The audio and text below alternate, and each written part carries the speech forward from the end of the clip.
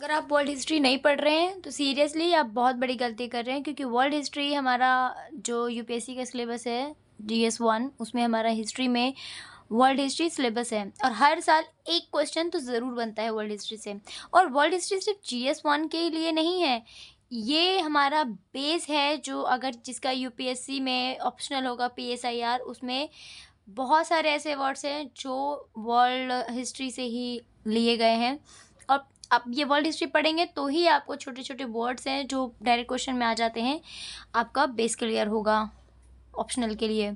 Second thing, जो PCS का paper है उसमें डायरेक्टली फैक्चुअल क्वेश्चन आ जाता है। रूस की क्रांति कब हुई थी, फ्रांस की क्रांति कब हुई थी, क्या रीज़न थे, कब हुई थी, कहाँ हुआ था, लाइक दिस इस टाइप से क्वेश्चंस आ जाते हैं। तो सीरियसली अगर आप क्वेश्चन को छोड़ रहे हैं, आप सोच रहे हैं कि वर्ल्ड हिस्ट्री का तो ज़्यादा बेस नहीं है, ज़्यादा नहीं आता है, हम इसको छोड़ देते हैं, तो सच में आप एथिक्स को भी छोड़ रहे हैं, क्योंकि इसमें बहुत सारे जो थिंकर है, हमारा एथिक्स में थिंकर के बेस पे आ जाता है, ऐसे में आ जाता है। जैसे कि अभी हमने कल पढ़ा था कार्ल मार्क्स के बारे में, वो बहुत इंपॉर्टेंट है, उनके उनसे क्वेश्चंस आता ही आता है, ऑब्वियसली आता है, बहुत इंपॉर्टेंट है।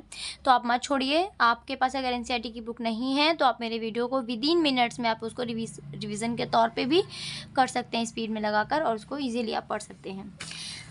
हमने कल देखा था रूसी क्रांति। रूसी क्रांति कब हुई थी? 1917 में हुआ था। और जो मतलब उसको हम अक्टूबर की क्रांति भी कहते हैं बेसिकली।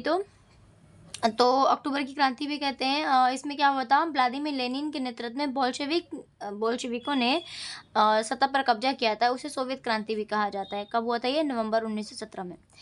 और अक्टूबर की क्रांति मतलब अक्टूबर के बाद क्या हुआ था? बोल्शेविक शासन हुआ था। उसमें उसने क्या करा था, बैंकों और उद्योगों का राष्ट्रीयकरण किया गया था, बहुत सारा राष्ट्रीयकरण कर दिया गया था, जमीन को सामाजिक संपत्ति घोषित कर दिया और किसानों को कुलीनों की ज़मीन पर कब्जा करने की छूट दे दी गई। जो किसान थे, किसान जो कि कुलीन से जिनकी निजी संपत्ति होती थी उनसे बहुत नफरत करते थे, तो उन्होंने किसान को छूट दे दी कि आप कुलीन की ज़मीन पर कब्जा कर सकते हैं। रूस में एक दलीय व्यवस्था लागू हुई और बोल्शेविक पार्टी का नाम बदलकर रूसी कम्युनिस्ट पार्टी कर दिया गया और रूस में गृह युद्ध, सिविल वॉर छिड़ गया, जिसमें लाल सेना बनाम सफ़ेद हरे समर्थक के रूप में निकल कर आए। फिर हम आगे देखेंगे स्टालिनवाद, और उसके बाद हम देखेंगे सामूहिकरण, जो कि आपका जो अगर आपका यूपी में यूपीएससी में आपका पीएसआईआर ऑप्शन है तो उसमें ये सब वर्ड्स आते हैं, सामूहिकरण। और बहुत सारे जो हमने कल उदारवाद देखा था, परसों उदारवाद देखा था, रेडिकल्स देखा था, और बहुत सारा देखा था। तो इसमें आपको बहुत हेल्प होता है, बेस क्लियर करते हैं। तो चलिए, अपना कल हमने यहाँ तक पढ़ा था रूस में समाजवाद। समाजवाद क्या होता है? आप सोचिए, समाजवाद हमारा ऑप्शनल में भी है, सोसाइटी में भी आता है। अगर समाजवाद आपको नहीं पता तो क्या कैसे कर पाएंगे क्वेश्चन को? तो समाजवाद होता है कि पूंजी संपत्ति नहीं होनी चाहिए, पूंजीपतियों का राज नहीं होना चाहिए, जिसकी निजी संपत्ति है उसको समाज का अधिकार होना चाहिए, समाज में बांट देना चाहिए, वही है समाजवाद। उथल पुथल का समय 1905 की क्रांति। रूस एक निरंकुश राजशाही था। अन्य यूरोपीय शासकों के विपरीत 20वीं सदी की शुरुआत में भी जार राष्ट्रीय संसद के अधीन नहीं था। उदारवादियों ने इस स्थिति को खत्म करने के लिए बड़े पैमाने पर मुहिम चलाई। 1905 की क्रांति के दौरान उन्होंने संविधान की रचना के लिए सोशल डेमोक्रेटिक और समाजवादी क्रांतिकारियों को साथ लेकर किसानों और मजदूरों के बीच काफ़ी काम किया। रूसी साम्राज्य के तहत उन्हें राष्ट्रवादियों और इस्लाम के आधुनिकीकरण के समर्थक जदीदियों का भी समर्थक, जदीदियों मतलब मुस्लिम बहुल, मतलब बहुत सारी संख्या में मुस्लिम होना, का भी समर्थन मिला। रूसी मजदूरों के लिए 1904 का साल बहुत बुरा रहा। जो रूसी के मजदूर थे उनका 1904 का साल बहुत बुरा रहा। ज़रूरी चीज़ों की कीमतें इतनी तेज़ी से बढ़ी कि वास्तविक वेतन में 20% तक की गिरावट आ गई। उसी समय मजदूर संगठनों की सदस्यता में भी तेज़ी से वृद्धि हुई। तो जो वहाँ पे मज़दूर थे उनका बहुत बुरा हाल था, बहुत बुरा उनका एक्सपीरियंस रहा है, और जो मज़दूर संगठन था उनका बेनिफिट बढ़ गया। जब 1904 में गठित की गई असेंबली ऑफ रशियन वर्कर्स रूसी श्रमिक सभा के 4 सदस्यों को प्यूतिलोव आयरन वर्क्स में उनकी नौकरी से हटा दिया गया, तो मजदूरों ने आंदोलन छेड़ने का ऐलान कर दिया। अगले कुछ घंटों के भीतर सेंट पीटर्सबर्ग, बहुत इंपॉर्टेंट जगह था वहाँ का, के 110,000 से ज़्यादा मजदूर काम के घंटे घटाकर 8 घंटे किए जाने, वेतन में वृद्धि और कार्य स्थिति में सुधार की मांग करते हुए हड़ताल पर चल दिए। इसी दौरान जब पादरी गैपोन के नेतृत्व में मजदूरों का एक जुलूस वीटर पैलेस यानी जार का महल के सामने पहुंचा तो पुलिस और कॉसेक्स ने मजदूरों पर हमला बोल दिया। इस घटना में 100 से ज़्यादा मजदूर मारे गए और लगभग 300 घायल हुए। इतिहास में इस घटना को खूनी रविवार के नाम से जाना जाता है। तो जब जनता है, जो मज़दूर है, उनके ऊपर बहुत ज़्यादा अत्याचार होने लगा। अत्याचार इन द सेंस महँगाई बहुत ज़्यादा पीक पे पहुँच गई थी और उनकी मज़दूरी नहीं बढ़ रही थी और महँगाई तेज़ी पे पीक पे पहुँच जा रहा है। 20% से ज़्यादा उनकी जो सैलरी है उसमें गिरावट आ गई। मतलब महँगाई ज़्यादा है, मज़दूरी कम है, तो कहाँ से अपनी दिनचर्या चलाएँगे? अपनी ज़रूरत के हिसाब से भी पैसे नहीं मिल पाते थे उनको और 15-15 घंटे काम करने पड़ते थे। तो 15 घंटा को 8 घंटा में कन्वर्ट करने के लिए और अपनी मज़दूरी यानी सैलरी बढ़ाने के लिए ये लोग जो जार निकोलस का महल था उसके बाहर हड़ताल करते हैं। सब लोग इकट्ठा होते हैं। उनको ज़बरन उनको मार पीट कर डंडियों से बौछार करके उनको हटा दिया जाता है, जिनमें से 100 लोग मर जाते हैं और 300 लोग घायल हो जाते हैं। इसी को बोलते हैं खूनी रविवार के नाम से याद किया जाता है। ये क्वेश्चन आता है, खूनी रविवार, ठीक है। 1905 की क्रांति की शुरुआत इसी घटना से हुई थी। तो 1905 की क्रांति को क्या बोलते हैं? खूनी रविवार।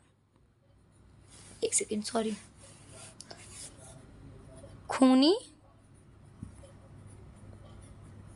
रविवार।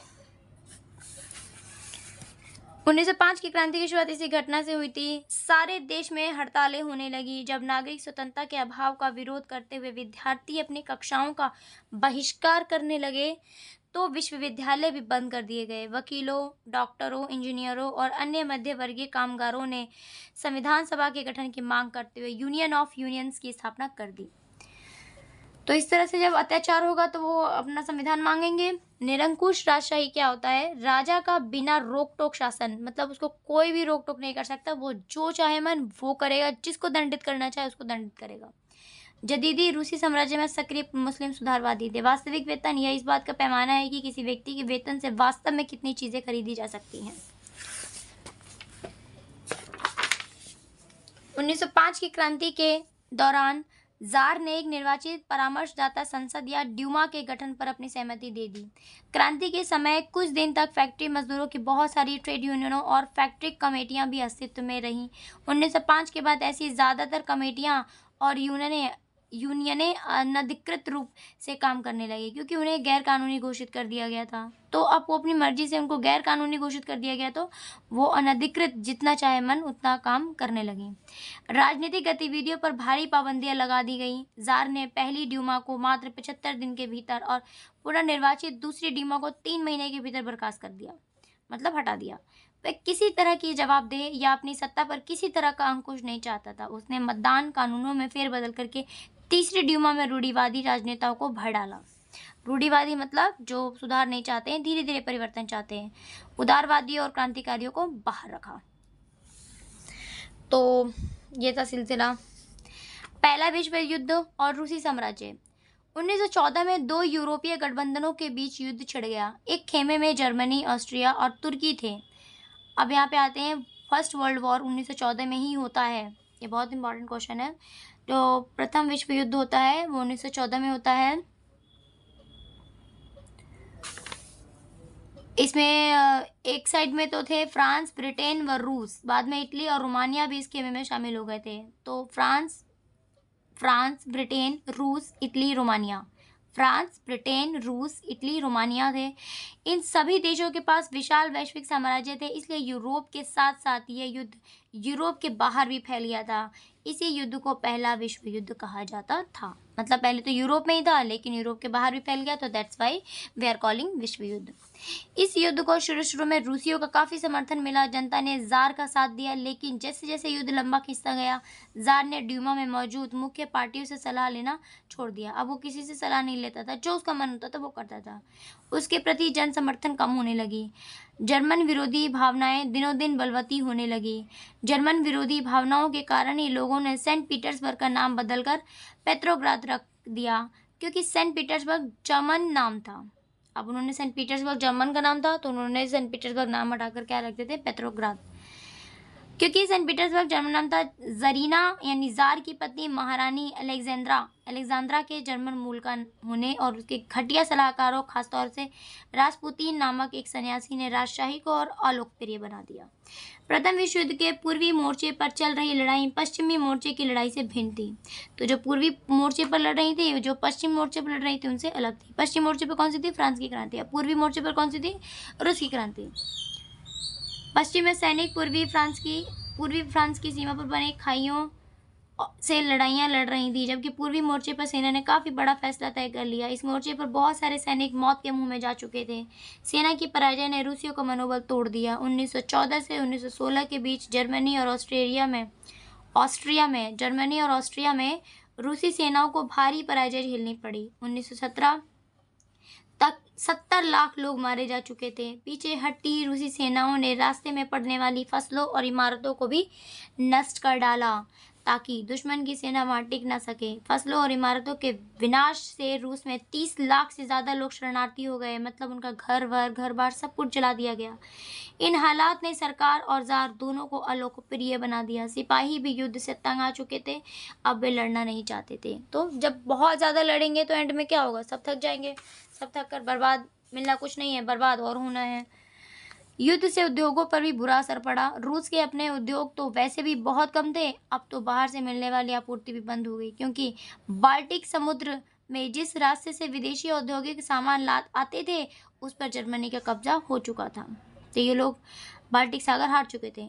यूरोप के बाकी देशों के मुकाबले रूस के औद्योगिक उपकरण ज़्यादा तेजी से बेकार होने लगे। 1916 तक रेलवे लाइनें टूटने लगीं। अच्छी सेहत वाले मर्दों को युद्ध में झोंक दिया गया। देश भर में मजदूरों की कमी पड़ने लगी और ज़रूरी सामान बनाने वाली छोटी छोटी वर्कशॉप्स ठप होने लगीं। ज़्यादातर अनाज सैनिकों का पेट भरने के लिए मोर्चे पर भेजे जाने लगा।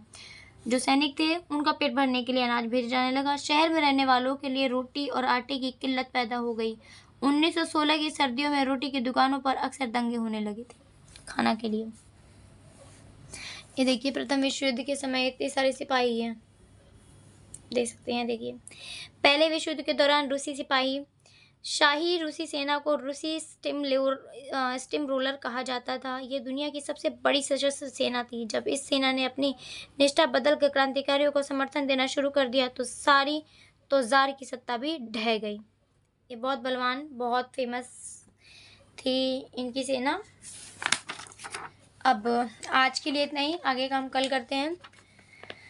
तो अगर आपने मेरे चैनल को सब्सक्राइब नहीं करा है तो प्लीज़ सब्सक्राइब कर दीजिए, लाइक कर दीजिए, कमेंट कर दीजिए, शेयर कर दीजिए और प्लीज़ मुझे सपोर्ट कर दीजिए। Thank you for watching my videos. Thank you to everyone.